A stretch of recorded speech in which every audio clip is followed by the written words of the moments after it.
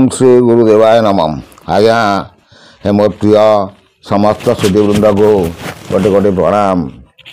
आम सब मोर ये चैनल माध्यम आपण मान कही आसुचे ये तो कल्किकर विषय किसी किसी ज्ञान कहुची तथा पुराण शास्त्र पर आलोचना कराऊँच किंतु पुराण शास्त्र लोक शुणापी एतटा मन ध्यान दौना प्रयास मोर रही कारण कहीं पुराण पढ़िले कौन हम पुराण पढ़िले आपणकर कर्ण पवित्र हम सहित गृह भी पवित्र हो कारण कौन कौन पाई पढ़िली ना यदि सत्ययुग कहते कली कलिजुग सरीज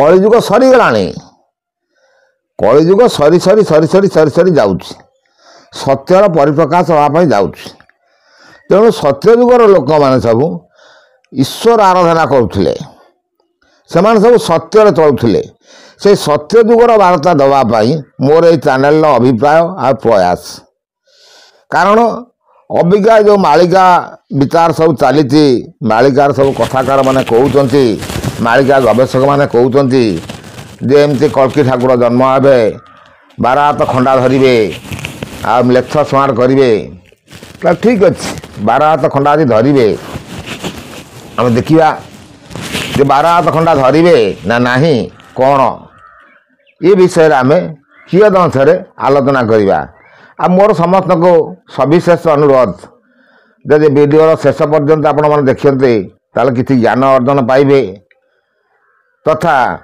आ जापर प्रकृत सत्यटा कौन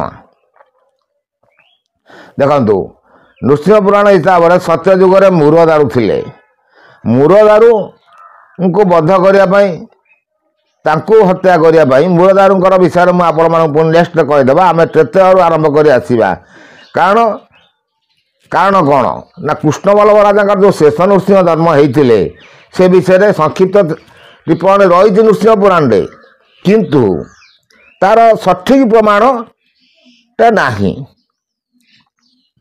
खाली पुराण पढ़िले हेनी ता विषय आम तर्जमा कर देखा कारण जदि भगवान अवतार अंश अच्छी जो अवतार कहते 22 अवतार है किए कौन 24 अवतार किए कौन 26 अवतार कि मुख्यतः 10 अवतार कौन कौन आज्ञा प्रथम अवतार हूँ मीन अवतार देखो आज्ञा मुझे गोटे गोटे अवतार कही जाऊँगी गोटे है मीन अवतार कच्छप अवतार बराह अवतार नरसिंह अवतार वामन अवतार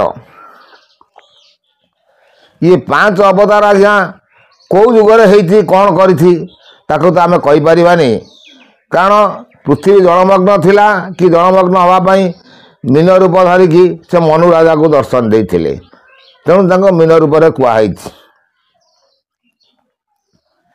वेद उद्धार पाई से मीन रूप धरते से ज्ञान आम पर आलोचना करवा ये जो 5 अवतार को आप बंद करदे आप जापर से 5 अवतार पर आड़क आसिले परशुराम अवतार राम अवतार कृष्ण अवतार बुद्ध अवतार कल्की अवतार ये हेले 5 आ परशुराम को विषय प्रमाण भी रही कौटी प्रमाण रही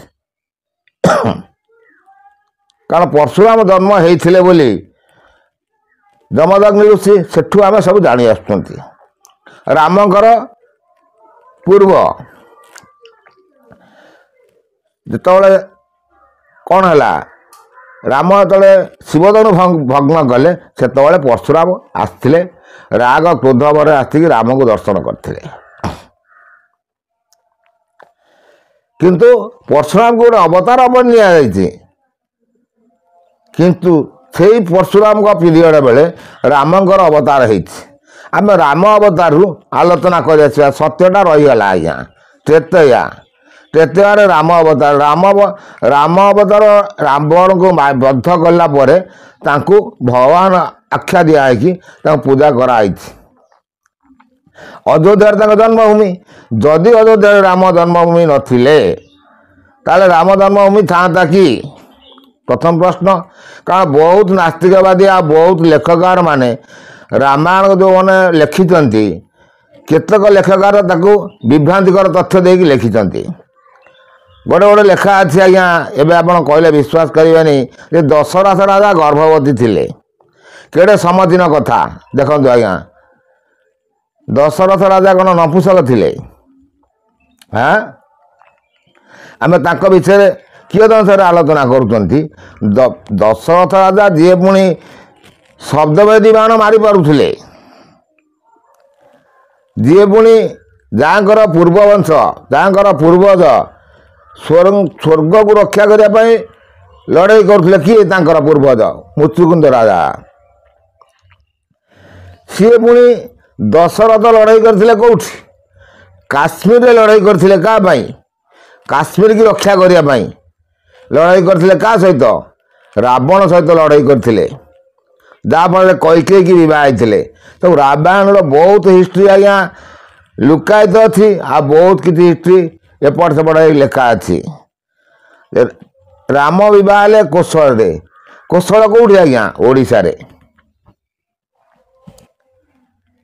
ଛାଡ଼ନ୍ତୁ, ଆମେ ତାଙ୍କର କ'ଣ କଥା ହେଇଛି ଆମେ ତାକୁ ଏତେ ଚିନ୍ତା କରିବାନି। ଯେଉଁମାନେ ବି କହିଲେ ରାମଚନ୍ଦ୍ର ଗୋଟେ ଚାରୁ ବର୍ଣ୍ଣରୁ ଜନ୍ମ ହେଲେ, ବିଭ୍ରାନ୍ତିକର ତଥ୍ୟ ଦେଖା ହେଇଛି। ଯେଉଁ ଲେଖକାର ମାନେ ଲେଖିଲେ ତା ଗୋଟେ ବିଭ୍ରାନ୍ତିକର ଚାରୁ ବର୍ଣ୍ଣ ପାଇଁ ଯଜ୍ଞଟା କରାଗଲା। ପୁତ୍ରେଷ୍ଟି ଯଜ୍ଞ କରିଥିଲେ ଦଶରଥ ରାଜା। କିନ୍ତୁ ଦଶରଥ ରାଜାଙ୍କର କୌଶଲ୍ୟା ଗର୍ଭରୁ ଶାନ୍ତା ବୋଲି ଗୋଟେ ଝିଅ ଜନ୍ମ ହେଇଥିଲା। ସେ ହେଉଛି ବଡ଼। ଦେଖନ୍ତୁ, ଯେଉଁମାନେ କଳ୍କି ଠାକୁରଙ୍କ ନେଇକି ଆଲୋଚନା କରୁଛନ୍ତି, ମୋ ପାଖରେ ବସନ୍ତୁ, ଯୁକ୍ତି ବି କରନ୍ତୁ, କିଛି ନାହିଁ। ମୁଁ ତ ମୋର ଏଇ ଠିକଣା ବି କହିଛି, ଆଡ୍ରେସ୍ ବି କହିଛି। ମୋ ନାଁ ସରୋଜ କୁମାର ଦାସ, ଏଇ ପଲ୍ଲୀ ରଘୁନାଥପୁର ଗ୍ରାମର, କେନ୍ଦ୍ରାପଡ଼ା ଜିଲ୍ଲାରେ। ଯୁକ୍ତି ପୁରାଣର ତଥ୍ୟ ମୁଁ ଆପଣମାନଙ୍କୁ କହିଛି। ମୋର ଏଇ ଚ୍ୟାନେଲ ମାଧ୍ୟମରେ ପୁରାଣର ତଥ୍ୟ କିଛି କହିବା, ଆଉ ତାକୁ ବିଚାର କରିବା। ସିଏ କ'ଣ କଲେ? ଦଶରଥ ରାମଙ୍କ, ଆମେ ଯେଉଁ କଳ୍କିଙ୍କ କାହିଁକି ଏ କଥା ଆଲୋଚନା କଲି ନା, କଳ୍କିଙ୍କର ପୂର୍ବାଭାସ ଆମେ ଦେଖିବା। ସ୍ୱୟଂ ପରବ୍ରହ୍ମ ଦେବତା ସିଏ କଳ୍କି ଅବତାର ନେବେ, ନାରାୟଣଙ୍କ ଅବତାର ନେବେ। ନାରାୟଣଙ୍କର ଅବତାର ନେବା ପାଇଁ ହେଲେ ସେ ଧ୍ୱନିଜନ୍ମା ହେବେ। ରାମ ଧ୍ୱନିଜନ୍ମା ହେଇଥିଲେ। ତାଙ୍କର ଚାରି ଭାଇ ଥିଲେ। ଚାରି ଭାଇଙ୍କର କ'ଣ ମୁଖ୍ୟତଃ ଗ୍ରହଣ କରାଯାଇଛି କି? ମୁଖ୍ୟ ଗ୍ରହଣ କରାଯାଇଛି କାହାଙ୍କୁ? ନା ରାମଙ୍କୁ ଆଉ ଲକ୍ଷ୍ମଣଙ୍କୁ। କାହିଁକି? ନା ରାମ ରହିଲେ ଶେଷନାଗ, ରାମ ରହିଲେ ଅନନ୍ତ ନାଗର ଅଂଶ, ଲକ୍ଷ୍ମଣ ରହିଲେ ଶେଷନାଗର ଅଂଶ। ଏ ତ ପ୍ରମାଣ। ଭଉଣୀ ରହିଲେ କିଏ? ବଡ଼ ରହିଲେ ଶାନ୍ତା। ସେଇ ରାମ ପୁଣି ସେଇ ରାମଙ୍କର ଅଂଶ, ସେଇ ବ୍ରହ୍ମର ଅଂଶ। ସିଏ ଯେତେବେଳେ ନାରାୟଣଙ୍କର ଯେଉଁ ଅଂଶ ଆସନ୍ତି, ସିଏ ପୁଣି ତାଙ୍କର ସେଇଭଳି ପରିସ୍ଥିତି ଆସିଲେ ସିଏ ଆସିବେ ନା। ଦେଖନ୍ତୁ ଆଜ୍ଞା, ଜଗନ୍ନାଥ ସେତେବେଳେ ଥିଲେ, ଅଭି ବି ଅଛନ୍ତି। ଜଗନ୍ନାଥ ମନୁଷ୍ୟର ରୂପ ନେବେ ବୋଲି ସମସ୍ତେ କହୁଛନ୍ତି। ଯେ ଜଗନ୍ନାଥ ମନୁଷ୍ୟଙ୍କର ରୂପ ନେବେ, ତାହେଲେ ନାରାୟଣଙ୍କ ଶକ୍ତି ଯେତେବେଳେ ଜଗନ୍ନାଥ ହେଉଛନ୍ତି ଗୋଟେ ଶରୀର ସଦୃଶ। ଆତ୍ମା କିଏ? ନା ନାରାୟଣ। ସେ ସେହିପରି ସକାରାତ୍ମକ ଉର୍ଜା ତିଆରି କଲେ। ସକାରାତ୍ମକ ଉର୍ଜା ଯେଉଁ ପ୍ଲେସ୍ରେ ଥିବ, ଯେଉଁ ଗ୍ରାମର ଥିବ, ସେ ଜାଗାରେ ସେ ଜନ୍ମ ହେବେ। ନକାରାତ୍ମକ ଜାଗାକୁ ସେ ଯିବେ ନାହିଁ, କାରଣ ନକାରାତ୍ମକ ଉର୍ଜାରେ ଭଗବାନ ରହିବେ ନାହିଁ, ଦେବଅଂଶ କେବେ ରହିବ ନାହିଁ। ଇଏ ହେଲା ପ୍ରଥମ କଥା। ତେଣୁ ଭାରତ ବର୍ଷରେ ଅଯୋଧ୍ୟାରେ ଜନ୍ମ ହେଇକି ରାମ ଦେଖିଥିଲେ। ପୁଣି ଆସିଲେ ମଥୁରାରେ, ଆପଣଙ୍କର କୃଷ୍ଣ ଜନ୍ମ ଆସିଲେ। କୃଷ୍ଣ ଆଉ ବଳରାମ ଦୁଇ ଭାଇ। ସେଠି ଲକ୍ଷ୍ମଣ ଥିଲେ ସାନ, ଏଠି ଶେଷନାଗ ଅଂଶ, ଏଠି ବଡ଼ ହେଲେ। କିଏ ବଡ଼ ହେଲେ? ବଳରାମ ବଡ଼ ହେଲେ, କୃଷ୍ଣ ହେଲେ ସାନ। ଭଉଣୀ ହେଲା ସୁଭଦ୍ରା, ସିଏ ହେଲା ସାନ। ସେଠି ଭଉଣୀ ରହିଲା କେଉଁଠି? ନା ରାମାୟଣରେ ଆପଣ ଦେଖିଲେ ଭଉଣୀ ରହିଲା ବଡ଼, ଏଠି ଆସିଲେ ଭଉଣୀ ସାନ। ପୁଣି ଯେତେବେଳେ କଳ୍କି ଠାକୁର ହେଇକି ଜନ୍ମ ହେବେ, ଯଦି ଆମେ ଅବତାର ବିଦ୍ୟାକୁ ବିଶ୍ୱାସ କରୁ, ତାହେଲେ ଏ କଥା ଯଦି ଅଚ୍ୟୁତାନନ୍ଦ ଲେଖିଦେଇ ଯାଇଛନ୍ତି ଯେ ବଳରାମ ହେବ ରାଜା, କାହ୍ନୁ ହେବ ପରିଚାର। ଯଦି ତାଙ୍କ କଥା ସବୁ ସତ୍ୟତା ପ୍ରତିପାଦନ କରାଯାଉଛି, ତାହେଲେ ଇଏ ଯଦି ସତ୍ୟତାରେ ପରିପୂର୍ଣ୍ଣତା ହୁଏ, ତାହେଲେ ସେଇଭଳି ସକାରାତ୍ମକ ଉର୍ଜା ଯେଉଁ ଜାଗାରେ ଥିବ, ଯେଉଁ ପୁରୁଷ ପାଖରେ ଥିବ, ସେ ସକାରାତ୍ମକ ତା ଘରେ ସେ ଜନ୍ମ ହେବେ। ଜନ୍ମ ହେବେ ବୋଲି ମା କେତୋଟି ରହିବେ, ବାପ କେତୋଟି ରହିବେ, ଗୋଟେ ପ୍ରଶ୍ନ। ଦେଖନ୍ତୁ, କେତେ ଆଡ଼େ ରହିଲେ ମା, ଦୁଇ ବାପ ଏକ। ମା ଦୁଇ କିଏ ନା କୌଶଲ୍ୟା ସୁମିତ୍ରା। ବାପ ରହିଲେ ଦଶରଥ। ଆଉ ଆସିଲେ ଦ୍ୱାପର ଯୁଗକୁ ମା ରହିଲେ କେଇଟି? ମା ରହିଲେ ଦୁଇ, ବାପ ରହିଲେ ଏକ। କିଏ କିଏ ନା ବସୁଦେବଙ୍କ ସ୍ତ୍ରୀ ରୋହିଣୀ। ଏମାନେ କହୁଛନ୍ତି ଭାଗବତ ଲେଖା ହେଇଛି, ଭାଗବତ ଲେଖାରେ ପଢ଼ା ହେଇଛି ଗୋଟେ ଗର୍ଭକୁ ନେଇକି ଅନ୍ୟ ଗର୍ଭରେ ସ୍ଥାପନ କରାଗଲେ। ଏଇଟା ଅସମ୍ଭବ ପ୍ରକାର କଥା। ରୋହିଣୀ ବସୁଦେବଙ୍କ ପ୍ରଥମ ସ୍ତ୍ରୀ ଥିଲା, ଆଉ ଦ୍ୱିତୀୟ ସ୍ତ୍ରୀ ହେଉଛି ଦେବକୀ। ଇଏ ହେଉଛି ସାର୍ ସଠିକ୍ ତଥ୍ୟ। ତେଣୁ ପୁଣି କଳିରେ ଯଦି ସେ ଅନ୍ତିମ ସମୟରେ ଠାକୁର ଜନ୍ମ ନିଅନ୍ତି, ଯଦି ଦୁଇ ଭାଇ ଜନ୍ମ ହେବା ପାଇଁ ଆସନ୍ତି, ତାହେଲେ ତାଙ୍କର ମା ରହିବ କେତୋଟି? ଦୁଇ, ବାପ ରହିବ କେତୋଟି? ଏକ। ଭୁଲ କହିଲି କି ଆଜ୍ଞା? ଏଇଟା ଆମ ନିଶ୍ଚିତ। ତେଣୁ ତାକୁ ସେଭଳି ସକାରାତ୍ମକ ଉର୍ଜା ପୁରୁଷ ଥିବ କିଏ? ନହେଲେ କଳ୍କିକି ଜନ୍ମ କରିପାରିବ ନାହିଁ।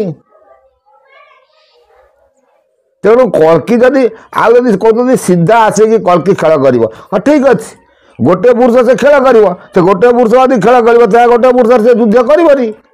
ସେ କାହିଁ ଯୁଦ୍ଧ କରିବା ପାଇଁ ଯିବ କୁହନ୍ତୁ? ତାର ସେ ସକାରାତ୍ମକ ଉର୍ଜା ତା ପାଖରେ ଥିବ, ନକାରାତ୍ମକ ସେ ନଥିବ। ସେ ସବୁ ଜ୍ଞାନ ଜାଣିଥିବ, ତା ପାଖରେ ସବୁ ଅସ୍ତ୍ରଶସ୍ତ୍ର ରିମୋଟ ତା ପାଖରେ ଥିବ। ସେ କାହିଁ ଯୁଦ୍ଧ କରିବା ପାଇଁ ଯିବ? କାରଣ ରାମ ଯୁଦ୍ଧ କରିକି ରାବଣକୁ ମାରିଥିଲେ ବୋଲି ତାଙ୍କୁ ରମରେ ମିଶିବା ପାଇଁ ଦିଆହେଲା ନାହିଁ, ଯାହାଫଳରେ କଂସର ଜନ୍ମ ଆସିଲା। ମୁଁ ଆପଣମାନଙ୍କୁ ମୋର ଏଇ ଚ୍ୟାନେଲ ମାଧ୍ୟମ ଷ୍ଟୋରିରେ ସବୁ କହି ଆସିଛି। ଆପଣମାନେ ବି ପୁରୁଣା ଭିଡ଼ିଓ ଖେଳେଇକି ଦେଖିଲେ ସବୁ ଜାଣିପାରିବେ। ମୁଁ ପୁନରାବୃତ୍ତି କରୁଛି ତାକୁ। ପୁନରାବୃତ୍ତି କାହିଁ କଲି ନା ଆଜି ଯେଉଁ ଧର୍ମ ନେଇକି ଆଲୋଚନା କରୁଛନ୍ତି, ବିପଦ ଆସୁଛି। ହିନ୍ଦୁ ଧର୍ମକୁ ବିପଦ ଆସିବନି, ବିପଦ ଆସିବ ମୁସଲିମ ଧର୍ମ ଆଉ ଖ୍ରୀଷ୍ଟିଆନ ଧର୍ମ। ଏଇଟା ହେଉଛି ନିଶ୍ଚିତ ଆଜ୍ଞା, ମନେ ବି ରଖନ୍ତୁ। କାରଣ ସକାରାତ୍ମକ ଉର୍ଜା ଯେତେବେଳେ ବଢ଼ିବ, ସେ ନକାରାତ୍ମକ ବିଦା କରିବ। ସକାରାତ୍ମକ ଉର୍ଜା କହିବାକୁ ଗଲେ ସାଧାରଣତଃ ଯେଉଁମାନେ ସନାତନ ଧର୍ମୀ ତାଙ୍କ ପାଖରେ ରହିବ, ଆଉ ହେଉଛି ନିଶ୍ଚିତ। ଆଉ ରାକ୍ଷସ ଗୁଣ ଭଳିଆ ହେଲେ ନକାରାତ୍ମକ ଶକ୍ତି। ସେମାନେ କେଉଁମାନେ ନା ଯେଉଁମାନେ ହେଲେ ମୁସଲିମ ଆଉ ଖ୍ରୀଷ୍ଟିଆନ ମାନେ। ସେମାନଙ୍କର ଖାଦ୍ୟପେୟ ଦେଖନ୍ତୁ, ଆଉ ଏମାନଙ୍କର ଖାଦ୍ୟପେୟ ଦେଖନ୍ତୁ। ଅବଶ୍ୟ ବହୁତ ହିନ୍ଦୁଙ୍କର ଖାଦ୍ୟପେୟ ବି ବଦଳି ଯାଇଛି, କିନ୍ତୁ ବଦଳିଲେ କ'ଣ ହେବ? ସେଇପାଇଁ ତ ମୋର ଏ ଚ୍ୟାନେଲର ପ୍ରୟାସ ରହିଛି, ପରିବର୍ତ୍ତନ ହେଇଯାଅ, ସମୟ ଅଛି ସୁଧୁରି ଯାଅ, ନହେଲେ ବିନାଶ ତମର ହିଁ ନିଶ୍ଚିତ ହେବ। ଆଉ ମୁସଲିମ ଖ୍ରୀଷ୍ଟିଆନଙ୍କ ଭିତରେ ଗଣ୍ଡଗୋଳ ନିଶ୍ଚିତ ବଢ଼ି ବଢ଼ି ବଢ଼ି ବଢ଼ି ବଢ଼ି ବଢ଼ି ବଢ଼ି ବଢ଼ି କ୍ରମଶଃ ଯୁଦ୍ଧରେ ପରିଣତ ହେବ। କଣ୍ଟାକୁ କଣ୍ଟା, କେଉଁ କଣ୍ଟା ବଡ଼? ଗୋଟେ କଣ୍ଟା ଆପଣଙ୍କ ଗୋଡ଼ରେ ପଶିଲେ ସେ କଣ୍ଟାକୁ କାଢ଼ିବା ପାଇଁ କ'ଣ କାଢ଼ୁଛନ୍ତି? ଗୋଟେ ଛୁଞ୍ଚି ନେଲେ ସେ କଣ୍ଟାକୁ କାଢ଼ୁଛନ୍ତି ନା କ'ଣ ହାତରେ କାଢ଼ି ଦେଉଛନ୍ତି କି? କାଢ଼ୁଛନ୍ତି କି? କାଢ଼ୁନାହାନ୍ତି। ତେଣୁ ଭଗବାନ କଳ୍କି ଯିଏ ହେବ ତା ପାଖରେ ସେ ଜ୍ଞାନ ଥିବ। କେଉଁ କଣ୍ଟା କେତେ ଟାଣରେ ପଶିଲା, କେଉଁ କଣ୍ଟାକୁ କେଉଁ କଣ୍ଟାରେ କେମିତି କଢ଼ା ହେବ, ସେ ତା ରାସ୍ତା ସେ ତିଆରି କରିବ। ସେ କାହିଁ ଅସ୍ତ୍ର ଧରିବା ପାଇଁ ଯିବ? ସେ କଣ୍ଟାକୁ ସେ କଣ୍ଟାରେ କାଢ଼ିଦେବ, ଗଲା। ତେଣୁ ଯେଉଁ କଣ୍ଟା ତା ଭିତରେ ଯେଉଁ କଣ୍ଟାରେ ରହିଲା ସେ କଣ୍ଟା ମରିଗଲା, ସେ କଣ୍ଟା ଚାଲିଗଲା। ଆଉ ଯେଉଁ କଣ୍ଟାରେ କଢ଼ା ହେଲା ସେ କଣ୍ଟା ରହିଲା। ସେ କଣ୍ଟା ପୁଣି ସିଏ ପୁଣି ଗୋଡ଼ରୁ ବାହାରିବା ପାଇଁ କଷ୍ଟ କରିବ। କଥା ବୁଝିପାରିଲେ? ମୁଁ ପୁରା ଡାଇରେକ୍ଟ କହୁନି, ଇନଡାଇରେକ୍ଟ ଭାବେ କହୁଛି। ଆପଣମାନେ ଯିଏ ବୁଝିଲା ଭଲା ସେ ଜ୍ଞାନ ଶକ୍ତିରେ ବୁଝିପାରିବ। ତେଣୁ ଭଗବାନ କଳ୍କିଙ୍କ ଉପରେ ଯେଉଁମାନେ କହୁଛନ୍ତି ବୃଥା ମନ୍ତବ୍ୟ ଦିଅନ୍ତୁନି। ବିପଦ ଆସୁଛି, ପୃଥିବୀ ଉପରକୁ ବିପଦ ଆସୁଛି, ତାର କାରଣ କ'ଣ? ତମେ ପ୍ରକୃତି ସାଙ୍ଗରେ ଖେଳିବ। ବୈଜ୍ଞାନିକମାନେ ପ୍ରକୃତି ସାଙ୍ଗରେ ଖେଳୁଛନ୍ତି, ପ୍ରକୃତି ଟିକେ ଗେଲ କରୁଛି, ତାର ଟ୍ରେଲର ପକାଉଛି, ଫିଲ୍ମ ପକେଇନି। ସେ ଫିଲ୍ମ ପକାଇବା ପାଇଁ ବହୁତ ପରିଶ୍ରମ ମାଗୁଛି। କାରଣ ମୁଁ ଆପଣମାନଙ୍କୁ ମୋର ଏଇ ଚ୍ୟାନେଲ ମାଧ୍ୟମରେ କହି ଆସିଛି, ଅଣାକାର ବ୍ରହ୍ମ, ଯେ ବ୍ରହ୍ମର ଯେଉଁ ନିରୂପଣ କରାଯାଇଛି, ପ୍ରଥମ ହେଉଛି ମହାବ୍ରହ୍ମ, ନାଦ ବ୍ରହ୍ମ, ଶବ୍ଦ ବ୍ରହ୍ମ, ବିନ୍ଦୁ ବ୍ରହ୍ମ, ଅନାମିକା ବ୍ରହ୍ମ। ସେ ଅନାମିକା ବ୍ରହ୍ମ ସବୁବେଳେ ରିପୋର୍ଟ କରି କରି ମହାବ୍ରହ୍ମକୁ ଯାଉଛି। ମହାବ୍ରହ୍ମ ଯେତେବେଳେ ମହାବ୍ରହ୍ମର ଅଣ୍ଡରରେ ହେଉଛି ପ୍ରକୃତି। କାରଣ ସେଠି ଯେମିତି ପାଞ୍ଚ ରହିଲେ ସେଠି ସେମିତି କ୍ଷିତି, ଆପ, ତେଜ, ବାୟୁ ପାଞ୍ଚଟା ପ୍ରକୃତି ଗତ। ତେଣୁ ପ୍ରକୃତି ତାଠାରୁ ସମ୍ଭୂତ। ପ୍ରକୃତି ସବୁବେଳେ ତାକୁ କହି ଚାଲୁଥିବ, ସେ କେତେବେଳେ ପ୍ରକୃତିକୁ ଅର୍ଡ଼ର ଦେବ, ପ୍ରକୃତି ତାର କାମ କରିଦେବ। ଫିଲ୍ମ ପକାଇବାକୁ ତାକୁ ବେଶୀ ସମୟ ଲାଗିବନି। ଇଏ ହେଲା କଳ୍କିର ଜ୍ଞାନବାଣୀ। କାରଣ ମୋର ଏଇ ଚ୍ୟାନେଲ ହେଉଛି ସ୍ୱୟଂ କଳ୍କିନାରାୟଣ ଜ୍ଞାନବାଣୀ। ତେଣୁ ଯେଉଁ ମୁସଲିମ ଆଉ ଖ୍ରୀଷ୍ଟିଆନ ମାନେ ଏବେ ଯେଉଁ ବୁଦ୍ଧ ଆଗେ ବହୁତ ଆମର ଏ ଭାରତ ବର୍ଷରେ ଦେଖିବା ପାଇଁ ଯିବା, ଭାରତ ବର୍ଷରେ କ'ଣ ମୁସଲିମ ଥିଲେ? ହଁ, ହିନ୍ଦୁ ରାଷ୍ଟ୍ର ଥିଲା। କେତେବେଳେ ଏଠି ମୁସଲିମ ମାନେ ଆସିଲେ? କେଉଁ ମସିହାରେ ଆସିଲେ? ଫାଷ୍ଟ ଆସିଛନ୍ତି 725 ମସିହାରେ ଆସିଛନ୍ତି। ଜାହିର ବୋଲି ଗୋଟେ ବ୍ରାହ୍ମଣ ରାଜା ଦିଲ୍ଲୀରେ ଶାସନ କରୁଥିଲା, ତା ପାଖକୁ ତାକୁ ମାରିଥିଲେ। କି ଯେଉଁ ଖଲିଫା ଆସିଥିଲା ସେ କେଉଁଠୁ ଆସିଥିଲା? ଯେଉଁମାନେ ମାଳିକାକାର ବସିକି ମାଳିକା ଗବେଷକ କହୁଛନ୍ତି କ'ଣ ସେ ଲେଖା ଅଛି? ପ୍ୟାରିସରୁ ଆସିଥିଲା ଖଲିଫା ବୋଲି ରାଜା। ସିଏ ତାକୁ ମାରିବା ପାଇଁ ତାଙ୍କର 2 ଝୁଅ ବନ୍ଧ, ମୁଁ ବି ମୋର ଏଇ ଚ୍ୟାନେଲ ମାଧ୍ୟମରେ କହି ଆସିଛି, ସେଠୁ ଚାଲି ଯାଇଥିଲେ। ତାପରେ ଯାଇକି ଆସିଲେ 1012 ମସିହା ବେଳକୁ ଆସିଲେ। 2-3 ବର୍ଷ ଘୁଞ୍ଚିଗଲେ। ସୋମନାଥ ମନ୍ଦିର ଲୁଣ୍ଠନ କଲେ, ମହମ୍ମଦ ଗୋରି ଆସିଲେ, ପୃଥ୍ୱୀରାଜ ଜୟଚଣ୍ଡ ବେଳକୁ ସେମାନେ ଆସିକି ମୋଗଲ ଶାସନ କରିକି ଜିଜିଆ କର ବସେଇକି, ଯେଉଁମାନେ ଜିଜିଆ କର ନଦେବେ ମୁସଲିମ ହୁଅ, ଏଠି ମୁସଲିମ ତିଆରି ହେଇଗଲେ ଭାରତରେ। ଅବି ଯେଉଁମାନେ କହୁଛନ୍ତି ମୂଳ ନିବାସୀ ଆଖ୍ୟା ଦେଇକି କହୁଛନ୍ତି ଆମକୁ ଅନ୍ଧ କରିକି ବ୍ରାହ୍ମଣମାନେ ରଖିଛନ୍ତି, ସେଇମାନଙ୍କ ପାଇଁ ମୁଁ ଏ କଥା ହିଁ କହୁଛି। ଚିନ୍ତା କରି ଦେଖ, ପ୍ରଥମେ ତମେ କ'ଣ ଥିଲ? ତମେ ହିନ୍ଦୁ ଥିଲ ନା ମୁସଲିମ ଥିଲ? ହଁ ନା ଖ୍ରୀଷ୍ଟିଆନ ଥିଲ? ତାପରେ ଆସିଲେ ବ୍ରିଟିଶ ମାନେ, ଆସିଲେ ଖ୍ରୀଷ୍ଟିଆନ ଧର୍ମ, ସେଠୁ ପରିବର୍ତ୍ତନ ଆସିଲା। ଯିଏ ପଛରେ ଆସିକି ତମେ ଭାବୁଛ ଆମେ ଆଗେ ବଢ଼ିଯିବୁ, ଆମେ ଆକୁ ଭାରତକୁ କ୍ୟାପଚର କରିନେବୁ, ଅସମ୍ଭବ। କାରଣ ଭାରତ ହେଉଛି ଦେବଭୂମି। ସବୁବେଳେ ମନେ ରଖୁଥିବେ ଆପଣମାନେ, ଭାରତ ଦେବଭୂମି କି ନଷ୍ଟ କରିବା ପାଇଁ ସେ ଯେତେବେଳେ ନଷ୍ଟ ହେଇଛି, କିନ୍ତୁ ତା ଯେତେବେଳେ ଜନ୍ମ ଆସିଲା, କଳ୍କି ଠାକୁର ଜନ୍ମ ହେଇଛନ୍ତି, ଆଉ ଅଛନ୍ତି, ପ୍ରେଜେଣ୍ଟ ବି ଅଛନ୍ତି। ସେ କ'ଣ କହିବ ମୁଁ କଳ୍କି ଠାକୁର ମୋତେ ପୂଜା କର? ସେ ତାର ରିମୋଟ୍ କରି ଚାଲୁଛି। ଆଉ ଆପଣ ଦେଖିବେ ଖୁବ୍ ଅଳ୍ପ ଦିନ ଭିତରେ ପରିବର୍ତ୍ତନ, ବହୁତ ପରିବର୍ତ୍ତନ ହେଇଯିବ। ଯେଉଁ ଖ୍ରୀଷ୍ଟିଆନ ଧର୍ମ, ଯେଉଁ ମୁସଲିମ ଧର୍ମ ଏବେ ଘମଣ୍ଡ ଦେଖାଉଛନ୍ତି, ସେ ଘମଣ୍ଡ ଭାଙ୍ଗିଯିବ। ସାବଧାନ ହେଇଯାଅ ଏବେଠାରୁ, ସୁଧୁରି ଯାଅ ରାସ୍ତାରେ। କାରଣ ତୁମେ ଯେଉଁଭଳି ଖାଦ୍ୟପେୟର ବନ୍ଦୋବସ୍ତ କରିକି ନକାରାତ୍ମକ ଉର୍ଜା ତୁମ ପାଖରେ ବଢ଼ି ଯାଉଛି, ଯେଉଁଠି ଆଜ୍ଞା ଆପଣ ଦେଖିବେ ରାକ୍ଷସ କୁଳ ଯେତେବେଳେ ବଢ଼ିବ, ସେତେବେଳେ ଭଗବାନଙ୍କର ଅବତାର ଆସିବ, ତାଙ୍କୁ ବିନାଶ କରିବ।